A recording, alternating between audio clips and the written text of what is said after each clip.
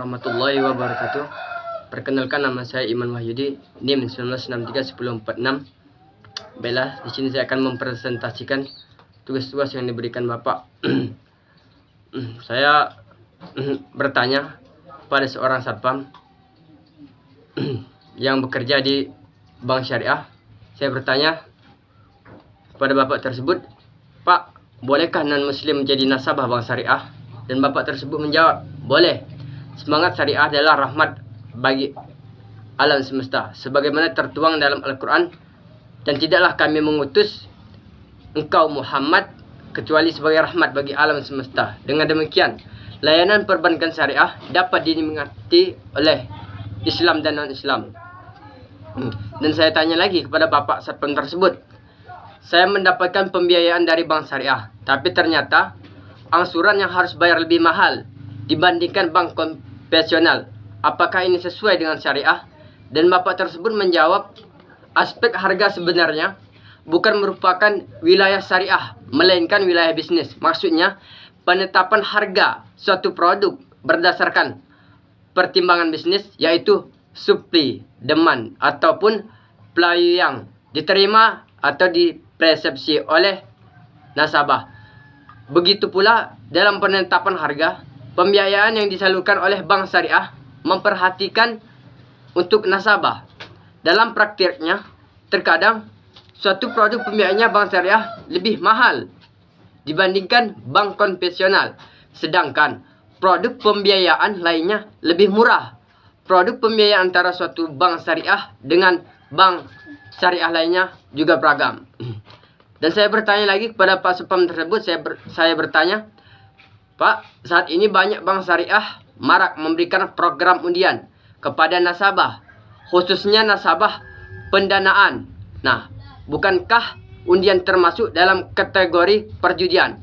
Dan Bapak satpam tersebut menjawab, "Undian merupakan alat atau instrumen yang bisa bernilai positif ataupun negatif, termasuk judi. Praktik undian yang diselenggarakan bank syariah merupakan termasuk judi, karena nasabah tidak dipungut biaya apapun untuk mengikuti undian tersebut. Oleh karenanya, bank syariah diperbolehkan melakukan undian tersebut." Kemudian saya bertanya lagi kepada Pak satpam tersebut, "Apa peran perbankan syariah di perekonomian Indonesia, terutama segmen mikro?" Dan Bapak satpam menjawab, "Bank syariah sebagai lokomotif penggerak perekonomian yang bertumpu pada pertumbuhan sektor real, sekaligus memberi porsi yang lebih pada segmen mikron."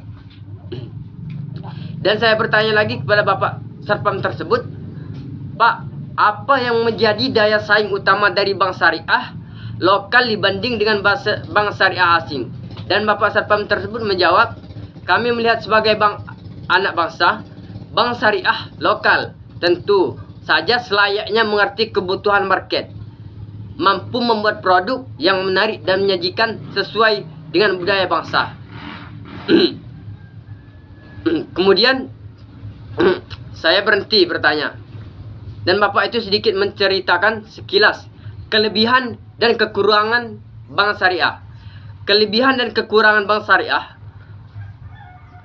yang pertama, yaitu kelebihan bank syariah terutama pada kuatnya ikatan emosional keagamaan antara pemegang saham, pengelola bank, dan nasabahnya. Dari ikatan emosional inilah dapat dikembangkan kebersamaan dalam menghadapi resiko usaha dan membagi keuntungan secara jujur dan adil. Dan kedua, dengan adanya keterikatan secara religi, maka semua pihak yang terlibat dalam bank Islam adalah berusaha sebaiknya dengan pengalaman yang tidak membebani nasabah sejak awal dengan kewajiban membayar biaya secara tetap. Hal ini adalah memberikan kelonggaran psikologis yang diperlukan nasabah untuk dapat berusaha secara tenang dan bersungguh-sungguh. Nah, dan yang ketiga yaitu dengan adanya sistem bagi hasil bank syariah tersebut untuk menyimpan dana setelah tersedia peringatan dini tentang keadaan banknya yang biasa diketahui sewaktu-waktu dari nilai turunnya sistem bunga, menjadikan bank Islam lebih mandiri dari pengaruh gejolak moneter, baik dari dalam maupun dari luar negeri. Dan Bapak satpam tersebut menceritakan lagi, saya tanya, Pak, apakah kelemahan dari bank syariah? Nah, kelemahan dari bank syariah tersebut, kelemahan bank syariah adalah bahwa bank dengan sistem ini terlalu berprasangka baik kepada semua nasabahnya yang berasumsi bahwa semua orang yang terlibat dalam bank Islam adalah jujur.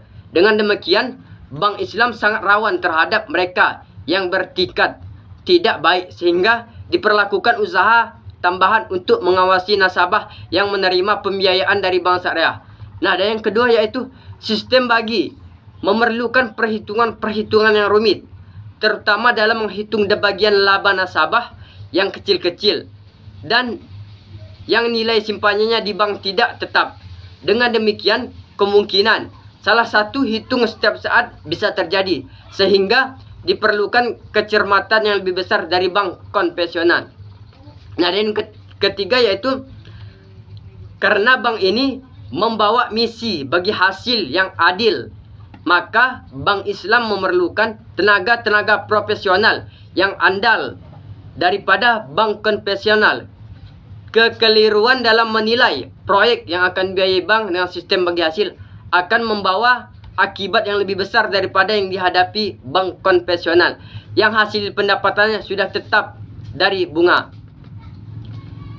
Dan saya bertanya lagi kepada Pak Sapam tersebut, Pak, adakah perbedaan perbankan konvensional dengan perbankan syariah?